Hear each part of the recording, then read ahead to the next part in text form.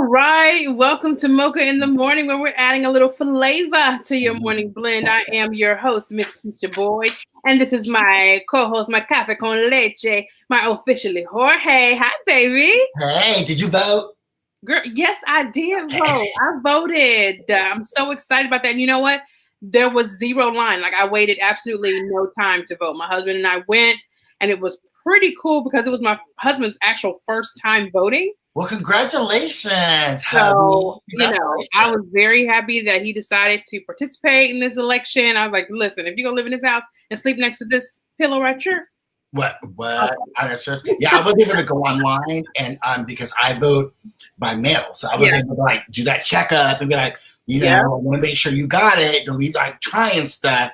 So we're all the way golden here. So, but it's like, whoo, it's like, crunch time. Absolutely. Like, it is imperative. Like, you have not gone out to vote. You must do that. Like, everybody's vote is important, but I want the people who I like to vote to win.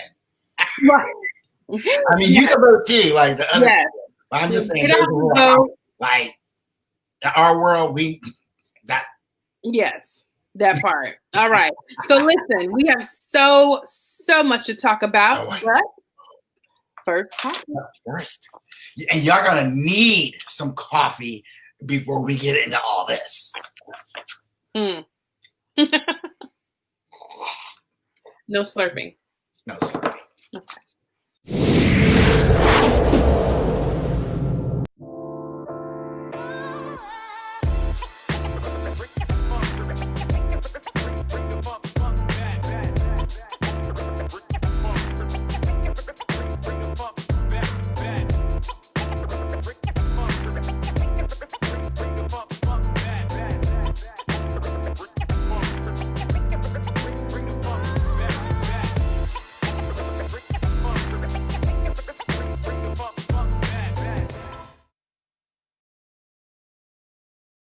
Mocha in the Morning is brought to you in part by the Portico Cafe, where conversation, connection, and community create change.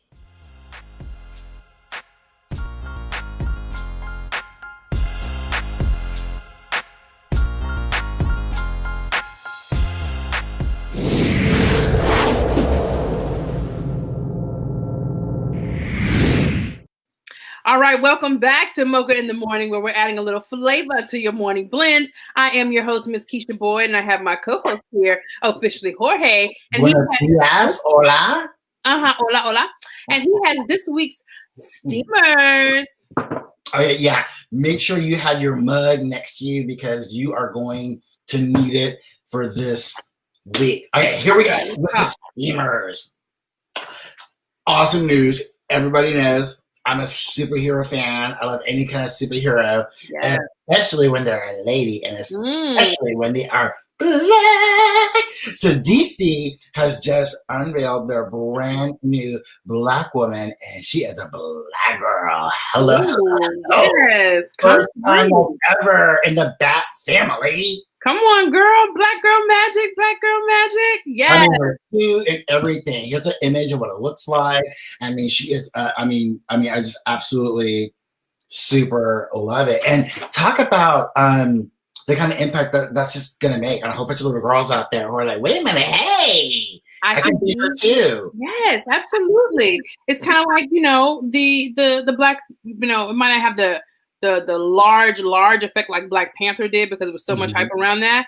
But the fact that they've added a black woman as Batwoman in this long series, I am so excited. And absolutely, it's representation. Like, this 2020 has definitely taught us that companies who are smart and understand the need and the message that they need to send are making changes to the status quo. So everyone knows that, the Bat family is the first family of the DC Comics. So hey, welcome to the family. Yeah.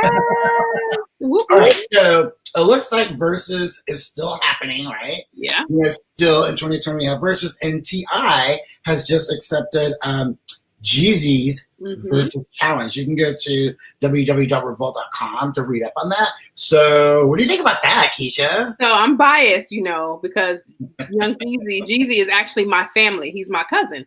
So I have a personal bias because I got to support the family first. And I'm a T.I. fan for sure. Right. But no, Jeezy, his name is Jay for the family. Maybe we can get him to get us a statement on us. Maybe we could work on that. I might know a few people that can get a few. You might know a few people just see how he personally feels. Let me call his daddy. So yeah, I'm looking forward to it. It's gonna be fun. So, Keisha, how you doing? How you doing? Well, it looks like Wendy Williams. Just go to MadameLaura.com because her fan club again is kind of concerned about her erratic behavior, on set. So you know what the rumor mill is all about, but I don't know. She might need to take another break. Whatever she needs to do, self-care is important. 2020 it has not been for the birds, okay? And it takes some strong mental health to deal with the things that we've dealt with in this pandemic. And so, it is serious. People need to understand those who are or have been substance abuse or substance dependent, it's a triggering time for them. So she's no different.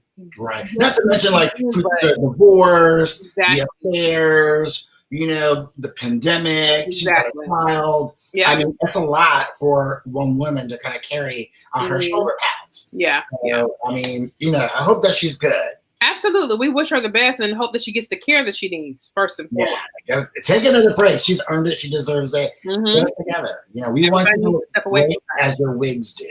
Absolutely. As your wigs are. So, hey, speaking of love, are you ready to love? Ready to love. Aha. Yes. Let's go to x1cole.com and you'll find the story on the Ready to Love premiere. And we have a very special connection to this premiere and the people who are on it, right, Keisha? You know what? Once again, Joy Hutton is my client on the PR side. And she is a part of season 3's cast. And when you go and check out Ready to Love, if you go to OWN's website and check out Ready to Love, you can't miss Joy. Joy has big hair, big, beautiful black girl hair. And she is just, she just looks amazing. And we're going to probably we will get her on the show to talk about Ready to Love and, her on the go glam app, all this good stuff. But she is going to be very interesting throughout this season. So yeah. So definitely look out for that and just be ready to love Joy. Yes. Also, basketball. All right, to the show Basketball Wives, and everyone's fan favorite of Evelyn Lozada. Well, just go to theblast.com and you'll see this story where she. Okay, are you ready for this? I don't think they're ready. Are you even ready for this? I don't know. Oh my God. She is dating Mark Anthony. Like J-Lo's Mark Anthony? Yeah. Mark Anthony got a type. Let's get it. I'm like. Now, is it a strange little mark? It's I don't know if that's a little opposites attract because apparently I see Mark Anthony. For me, when I look at him, he's like this timid, quiet kind of guy. But apparently, so I don't quite get timid. Look, no. If he's locking it down, look at who he's been. It's we can't even get the words out. Mark Anthony, you better go ahead then. Ahead then. There's some walls. There are some walls being broke down up in here. Listen, Mark Anthony said he want him an Afro-Latina, and Evelyn Lozado definitely identifies as Afro-Latina. Yeah, she. All right. So it's hot. up in there. Okay. I don't know what Mark Anthony is sipping, but maybe we should sip some of that too. I don't know. Or not. All right. All right, so okay. In religious news, my bad. Pope Jorge, because that's how I like to call him. Mm-hmm. Well, he just appointed the very first archbishop who is Black and American. I still don't understand why we still have to say the first Black. Isn't that crazy? We are still in the first Black of things in this world. So, but it's great news. I think it's outstanding. He actually, I mean, Pope Francis is doing some things that are really shaking up that Catholic world and way of thinking. Because I mean, he just came out also and said that that we should acknowledge gay marriages. That there should be a way for the church to do that. And then boom, this appointment, the first Black American cardinal. Wow, it's 2020. So he's really making some moves over there, like just shaking up that Catholic Church. And, him. Right. So let's talk about what's happened at Princeton University. Let's do. So here we have the influential Black finance expert, Melanie Hobson. Well, she has a new building named after her. Yes. And that is on Princeton's campus, you said, right? Yeah. It's kind of interesting. It's kind of like they took the name of the building and put some white out and put her name on there. And on that note, we'll be back. We'll be right back soon for Piping Hot on Mocha in the Morning, where we're adding a little flavor to your morning. Really? White out, Jorge? Yeah, it didn't sound right if I said correction fluid, so white out sounded better. Right. I can't. Mocha in the Morning's Piping Hot Topics has been brought to you by Patty's Peppers, Hungarian hot and sweet peppers. Which will you choose? Why not both?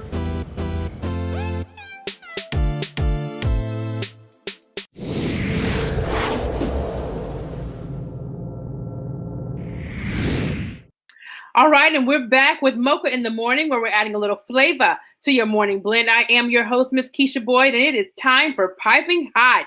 And of course, I have to bring my Mocha Marvel sisters and all their Black girl magic and glory. So let's get it started. Miss Kenya Woodard. Happy Friday. Another week done. Did you vote? Yes, yes, yes. And Dr. Genevieve Dobson. Hi. And Shalette Davis. Good morning, Mocha Marvels. It's Get Out the Vote weekend, and I am so excited about it. Absolutely. There's lots and lots and lots for us to discuss. So let's jump right into Piping Hot. There go my babies. Hey, whoop, whoop. Dr. Jenna, pop in here 1 second. Technology, it's the best thing ever, and it's the worst sometimes. But let's go ahead and get right into it. Unfortunately, we are reporting on another shooting of a Black man in the street, right? Where police did not de-escalate the situation. There's been various opinions on this situation, but we're just going to take it in and kind of discuss it here in Philadelphia, where this young man was shot in the street in front of his mother. Oh my gosh, I just can't imagine. Kenya, what happened with this situation? So apparently, this gentleman was having maybe some sort of episode. He had some kind of, breakdown or what have you. Police were called out. They get there. He's got a knife, and he starts charging towards the officers. And that's when they shot him. I think it's a really unfortunate situation.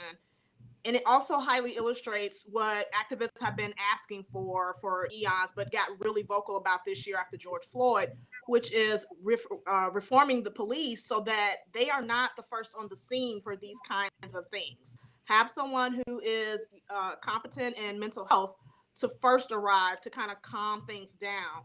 And unfortunately, that didn't happen. And so now another Black man is dead. My goodness. Dr. Dobson. Yeah, I mean, I was born in Philly, so it definitely touches my heart to hear something like that happen. I feel both sides of it, because I do understand that they don't know what's going to happen, so you got to have police there. The police are there to protect everybody involved. We do need some changes in reform that we haven't seen. Mental health issues in the United States have grown, but we don't seem to understand it as a nation. And so there's a lot that's involved in making some serious changes. And let's just be honest. Would he have been shot and killed if he was a white man with a knife? No. He would not have been. We've seen many videos of white men charging police with knives, guns, hacking them, all kinds of stuff. Yeah, AR-15s, and they seem to be just fine with it. But when they're Black or brown people, police magically are just terrified of us for various reasons. Like we have these ultra powers. Exactly. Yeah. I mean, we got Black girl and Black man magic, but it ain't to that extent. But that's how they treat us. And until the mental mindset of white people in America changes, this will continue to happen. Yeah, absolutely. Yeah, it's an example of implicit bias. And as a Black woman who actually has bipolar disorder, I've had many interaction with police officers whenever I was manic. And granted, I don't have guns in my hands or anything, and I'm actually very happy manic. Thank God. These officers were not equipped with the tools that they needed to handle the situation, and it just speaks volumes to the reform that is needed in our country in order to save lives, not only Black lives, all lives. So, right now, what's happening in Philly is an example of what happens whenever you do not put the right laws and reforms in place in time to save more lives. Absolutely. I mean, it just shows that we are still eons away from where we need to be with policing and all the things that are going on. All right. I'm sorry, the officers didn't even have tasers with them. Wow. So it was like their only option was to shoot, even though there was plenty of room between the and the officers. It's ridiculous. Now, going into the situation in Nigeria, what's going on there, Kenya, with them and their democracy and all it's just a lot going on. It really is. Yeah, it's really so the government earlier this month disbanded the special anti-robbery squad. So this was a special unit within the police force that was in place since 1992. And what happened is that an officer of this particular group shot and killed a man in front of a hotel, in front of a group of people. And it went viral. Everyone saw it, started sharing it. And next thing you know, you have all of these uprisings and protests, which isn't new, actually. So there's been lots of angst against this group almost since its formation, because according to citizens of the country, they've been operating with extreme brutal force and doing things like this, shooting citizens who, voice opposition to the government, things of that nature. So what we have now, though, is not any kind of backing down. Nigerians are protesting against SARS.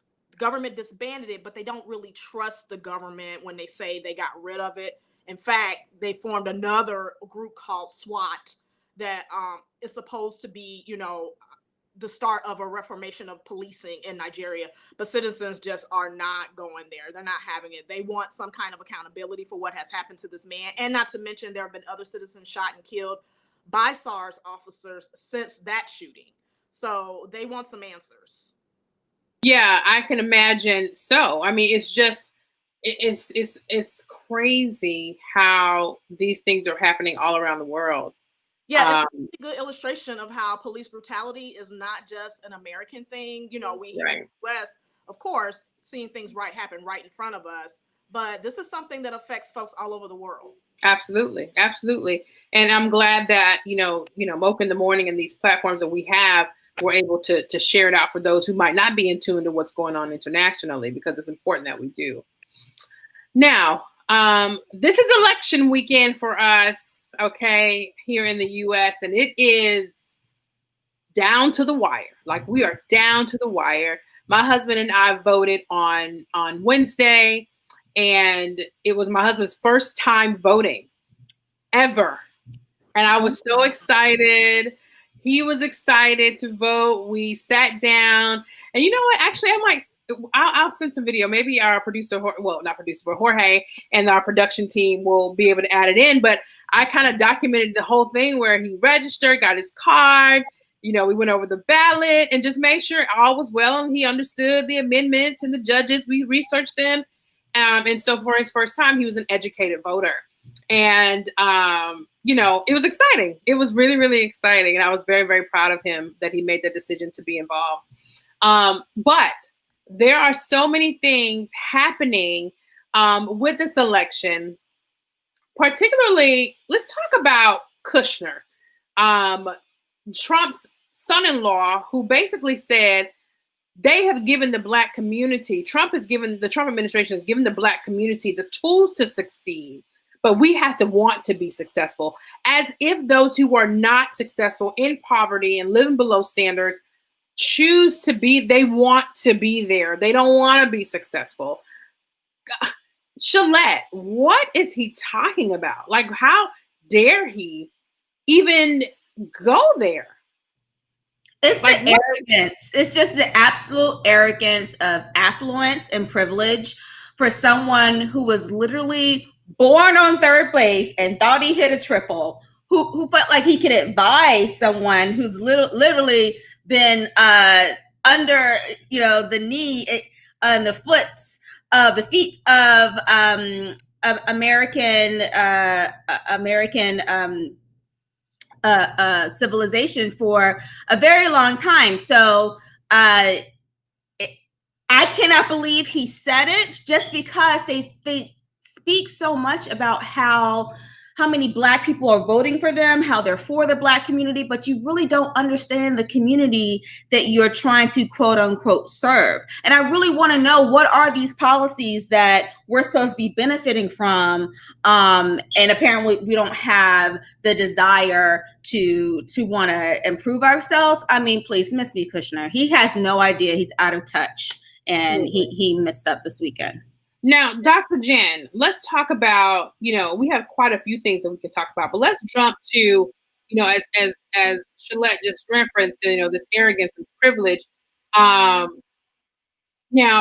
in the rounding of this campaign, they're saying Trump is running out of money. What's going on? Trump running out of money? The billionaire is running out of money for his campaign.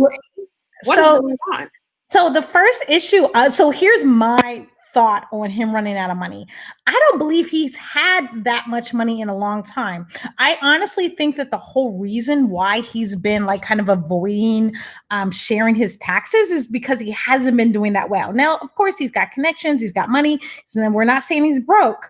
But yeah, I'm not surprised that he's running out of money. And I think that a lot of the money that he's probably gotten for the campaign probably isn't even used in the proper manner. So it's going to other investments, it's going to other businesses. Like, I mean, God only knows what he's actually doing with the money. So that doesn't surprise me. It also doesn't surprise me that Kushner feels that Black people aren't being successful, at all, because, well, first of all, they got 8 people that are voting for them, so they don't know anything about Black voters at all. But the money thing is a big issue, and I think it all stems from them using the money incorrectly. And so, of course, they need to get as much money as they can from voters. Yeah. And then, Kenya, let's talk about this situation where the spokesperson, one of his spokespersons, seems to think that the children that they separated from their parents don't want the children back. How absurd. I couldn't even believe it when I read it. Listen, no parent willingly, especially in that kind of a situation where you're trying to seek asylum, you're trying to seek a better life for your family, you come to the border and you're immediately separated from your child with no idea when you're going to see them again and no explanation really either why you're separated. There is no way any parent told this administration, no, that's okay, you can keep my kid. It doesn't even make sense. So this whole idea that parents are, not responding to inquiries regarding their children, and in some instances where they said that's okay, you can keep them, is BS. There are no parents that are doing this. What's happened is that the administration cannot find these children who belong to the parent, and they're making up excuses about why they're not able to match them up again. And this is what they come up with. It would have been better had they just owned up to the fact that they were not competently doing a good job of making sure that first of all, that these kids stay with their parents. And then if they separated them, making sure that there was a way to reconnect. That's what the real issue is. Yeah, I agree. And then Shalette, let's talk about Justice Kavanaugh, who is, kind of caught his hand in the cherry trees, right? Saying, so what is this about this law review article that they're talking about with Justice Kavanaugh? Well, they're basically saying that he's cherry picking some previous stances he had on when an election is finalized. I believe there is a case in Wisconsin where they are allowing the votes to be counted. And previously he supported this. Like, if you submit your vote and your vote gets there by whatever deadline or parameters that state has required, then that vote should be counted. But now he's sort of leaning towards the opinion of the president, the president is now saying that he wants the election to be decided on November 3rd. And I'm sorry, that's just not going to happen. In fact, it didn't happen in 2016.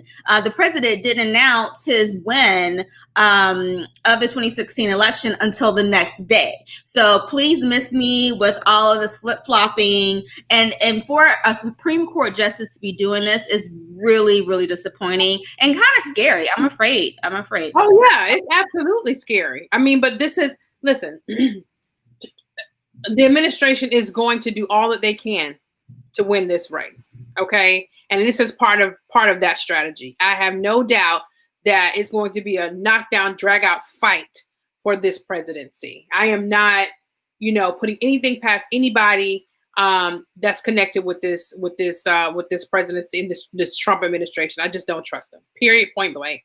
It's just not what it is. Now, what I can say, and I am proud of, is that Black Americans are ready to get to work. They have gotten to work. They are out. They are voting. I love Kenya's frozen frame, honey. Yes. yes. Kenya, we are coming out and we are voting. Okay. Flocking to the polls. I mean, early, mail-in. We are here. Okay. We're sick of it. Right? Yes, we are sick of it because we have to, right? Now, obviously in 2016, I think we kind of took a back seat and sat out for that race. We definitely did not show up to the polls like we did when Obama was running in both terms. We just we don't have it. We kind of sat back. But this race, this time, we are not sitting down. And there's an all-Black group, honey, arming itself and protecting and demanding change, the NFAC. Dr. Jen. Yes. You know what NFAC means, honey? I do. We can't say all the words on here, but not effing around coalition. Hello. Is the best way to state it. And, it's great because that's how powerful we need it to be for this election. Like this election, like you said, this is absolutely serious. Black people need to be involved. I actually volunteer for NAACP this year to help get voters in. So I've been making calls and text messages and like just reminding Black voters that your voice matters and that we need you. And so groups like the NFAC are really, really vital for this process to make sure that we're getting out there, we're voting, and we're promoting absolute change this year. Because I don't know about y'all, but I can't do another 4 years of Trump. I can't do it. I don't think that anyone can do another 4 years of this. Even the Trump supporters who thought they supported Trump are not ready for another 4 years. You know, he has his folk, but for the, I mean, I think just please, it's just at least have some presidential ways about you. Right. He left his people out in the cold to freeze to death. That's the kind of man he is, okay? Yes. I just don't understand those who still support him. I'm like, what are you really after here? Or what are you really after? All right, listen. That's enough election talk. We're gonna get, that done. Everybody, we already know, get out, vote. Let's jump into some entertainment. Shonda Rhimes, okay, who is the brain and the creator behind Olivia Pope. The show is not called Olivia Pope, Lord. How to Get Away with Murder, and somebody help me. It has just escaped me. What's the name of the show with Olivia Pope? I just forgot. Scandal. Scandal. Yes, Scandal. My brain. Scandal. Scandal, okay. And honey, she has left ABC for Netflix now. But the tipper for her was that she was trying to get some Disney tickets, okay? And they did not give her the VIP trip. They did not give her, they gave her a junket. What happened? Did they give her a junket ticket and a parking ticket? What happened, Shalette? They gave her, I don't know anything about the parking ticket. Somebody else can speak on that. But they gave her, she had to ask for it over and over again, first of all. So she had to demand it. And then they gave her something that didn't work. So she had to actually go to customer service to try to get it rectified. And the people, she was speaking to, she was like, well, I don't understand. If you're Shonda Rhimes, you don't have it. And this is a principle thing. After working so many years for ABC, like churning out so much content for ABC, I think she was already had one foot out the door. And this was just the straw that broke the camel's back, if that's the expression. I don't know. But I applaud her for stepping out and demanding that others understand what her value is as a creator, and more power to her. She's going to be so much happier at Netflix.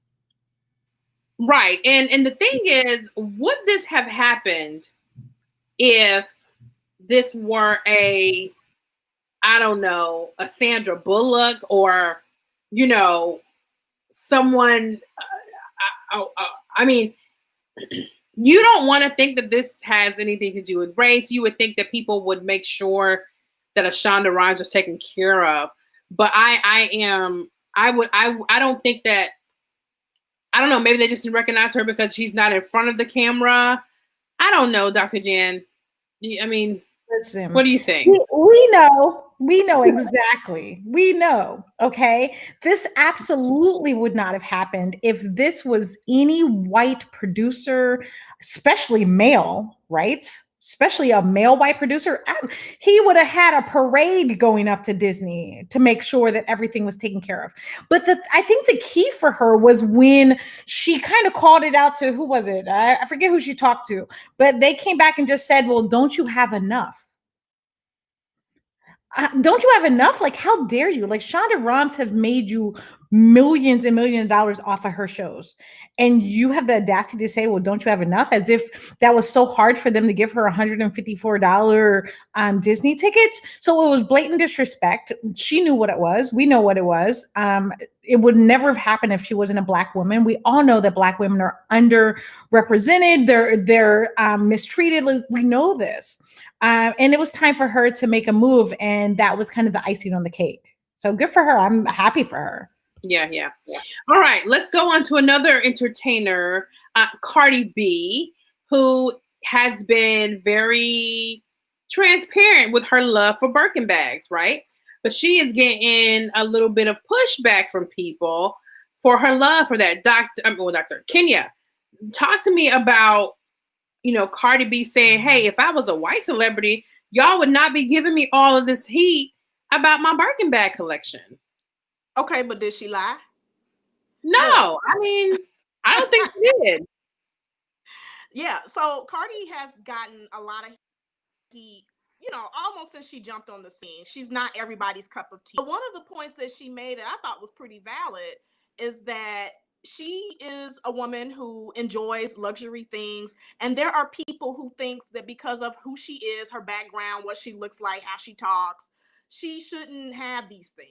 And that's apparently what's been made clear, and it kind of got to her. I can totally understand. I saw some comments on Twitter saying, well, it's a pandemic, she shouldn't be going around pushing luxury items when her fan base can't afford to buy them at this time. And I'm sorry, I'm a Cardi fan, and I won't ever be able to afford a Birkin bag, and I don't care that she likes them and she carries them and she poses with them. She can do whatever she wants to do with her bags.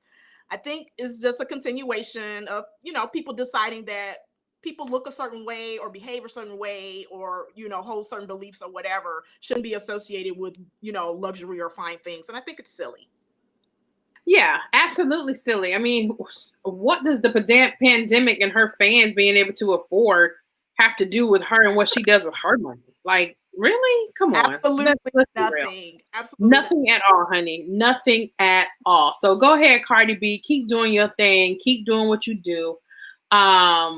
Yeah, so that's that.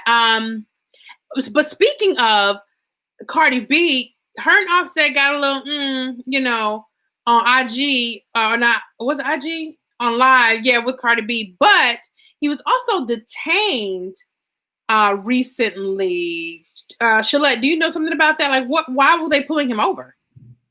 I honestly have no idea. I don't know anything about the story about him getting pulled over. At least I don't know the details of it. I did see a little clip. He was arrested for something. Like, he was literally detained and handcuffs. And I believe Cardi was pleading for his freedom. In the video exchange or whatever exchange they had, he was like, I'm kind of an important person. Do you not know who I am? But I want to speak on this live. I'm sorry. Speak on the live. Offset went live in their bedroom whenever he was trying, and I'm being very, very nice here. He was trying to have an intimate moment with his wife for now. And she didn't want to be on live. Like, I'm sorry. Like, it pains me as a Black woman to see such disrespect from someone who has worked so hard to be a multimillionaire and still be disrespected in the way that he did. He was literally like, oh, we got 35,000. Like, tell Cardi B to give me some, to pleasure him orally. Like, I'm sorry. Like, that was the ultimate disrespect. And it's like, what kind of level of respect can I demand of my man if this is what is being shown on social media? Like, there's some things that aren't meant for social media. It's really embarrassing to Cardi. She had her head covered the entire time. And I'm going to stand by what Megan said weeks ago, is that you have to respect Black women. Respect Cardi, respect Shonda Rhimes, put some respect on our names, period. Okay, you see all these beautiful Mocha Marvel sisters I have with me, and we demand our respect, ladies, correct? From everybody. Absolutely. But that is crazy that he would do that to your own wife. But unfortunately, we've seen and heard worse. Listen, to close out our Piping Hot segment, let's talk about Adele on Saturday Night Live. Now, we all have opinions about this, and we're going to start with Kenya. So Adele was on a Saturday Night Live skit, and apparently misappropriating the culture and used satire, to talk about, I think it was like working women in Africa, right? So she's gotten some pushback, and some people are like, you got to understand it, or people have various opinions. Kenya, what's your thought on it? Well, okay, so Adele has had some missteps lately. Remember a few weeks back, she was wearing Bantu knots and a Jamaican flag. And there was questions then about, her, misappropriating culture or whatever. So yeah, now we have this SNL skit, and a lot of people are saying, hey, it's satire. And, there's a little bit of truth in here about, the white savior complex when it comes to Africa. And that's basically what the skit was, supposedly highlighting. But there's some people who have taken offense to, her depiction rather of that. So I think what a lot of folks are probably missing is that there is an issue with, the way that some, white folks go to Africa and they use Africans as props or backdrops for, their good deeds or their charity or things like that. I think that's the conversation that's being missed in this whole brouhaha. Was Adele out of line? I don't know. There was an issue about that when she did the Bantu knots in the Jamaican skirt, and people had to bring up, hey, there is a such thing as white Jamaicans. So is she really appropriating culture? Yeah. So I know that Shalette has some feelings on this too. Shalette, what do you think about it? How do you feel about? Right. So the perception of this is just a little damaging for Adele because she falls in that same situation as J-Lo because of historical happenings. And I'm referring to the whole Bantu knot thing. People are going to heavily criticize her a bit more than, let's say, if it was like Nicole Kidman doing the same skit about South Africa. And the skit is actually really great. I thought it was funny satire because, they were talking about white divorced women looking to, start a new chapter of their lives with some black men, period. That's it. So Adele, because of the Bantu knot incident, it just it just a little tone deaf, but I still thought it was super funny. And also when it comes to Bantu knots, just like Kenny said, I think that was the situation of appreciation versus appropriation. And clearly from the skit, Adele appreciates all things mocha. Now, Dr. Jen, I'll let you have the last word on this. Now, Adele does have a reputation. Well, not a reputation, but I think she likes a little chocolate in her life. Yes, I think ever since Adele got divorced, she's been tripping a little bit. She's been living her best life. I'm not mad at her. Yeah. I think that she still needs to be cautious of. I think all white people in general need to be cautious of appropriation and being cautious of the feelings of Black and brown people when they use like Bantu knots, when they do certain things. They need to be cautious of it because, yes, of course, we're going to feel some type of way. I don't think that Adele's coming from a bad place at all. I think she's probably coming from a very good place. Like she loves the culture. I think she loves some Black mocha men. So I get it. But yeah, there's going to be some backlash. So she'll have to be cautious of how that affects her going forward and maybe just make smarter decisions, in the future when it comes to how she handles those types of situations. Absolutely agree. All right, ladies, that has been our piping hot segment for this week. Once again, we are all here telling you to get out and vote. Make sure your voice is heard. We already know that, our Black women, we carry this here voting torch, and we will continue to do that if we need to. Whatever the purpose and whatever the need is, we need y'all to get out and vote. Black women, Black men, white, everybody get out and vote like your life depends on it, because it does. All right, ladies. See you next week. And we'll be right back with Officially Jorge. Stay tuned to Woke in the Morning. We'll be right back.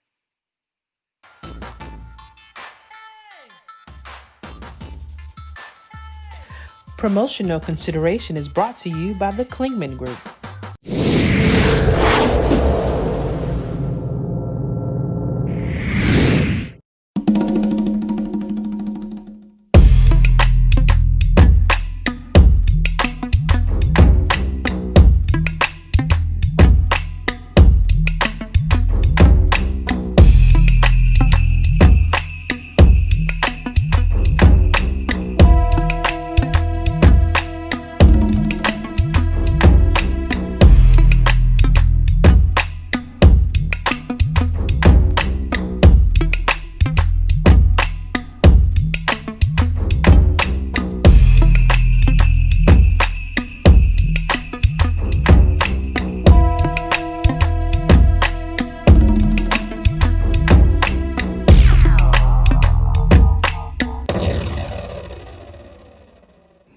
Your Mocha Minute is brought to you by blackinthebay.com, your online connection to everything that's Black in the Bay.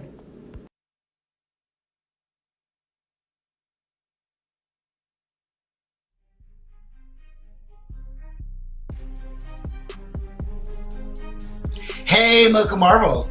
Guess who was on TikTok this week? Did y'all catch Sasha Obama getting her little rap on the City Girls? Check out this week's Mocha Moment.